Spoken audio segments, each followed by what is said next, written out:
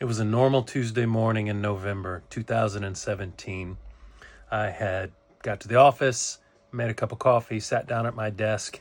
8:11 a.m. notification on a health and fitness app called TwinBody, doesn't exist anymore, that somebody had slid into my DMs. At that point, we struck up a conversation. She asked about my beard care as a ploy to get us talking. And basically, we've been talking ever since for the last 8 years, pretty much nonstop. Well, except for about a 2-month silence in there, but that's a story for another day. Probably going to have to be something that only subscribers get to hear. But we kind of kept it to ourselves for, a few weeks, just chatting. We both had young kids, and another funny story is how both our youngest kids found out.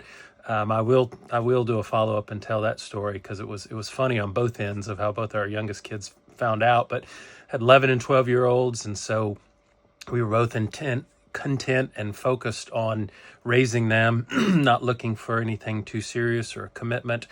5,000-mile buffer kind of made that safer, but there was just this intellectual, this emotional, this spiritual connection that we had. We talked and just shared and had this wonderful connection that was new and different and something I'd never felt before. And then the distance becomes an issue. My first trip to England wasn't until August of 2018. So we basically spoke online for, 10 months before we ever had our first face-to-face. And I've had so many people reach out to me who are in the same boat, who've either been there and done that years ago or are new to it. And there's such a camaraderie between people who are experiencing not just long distance relationships, but international relationships, of the distance, the time differences, the immigration issues, the cost, the expense.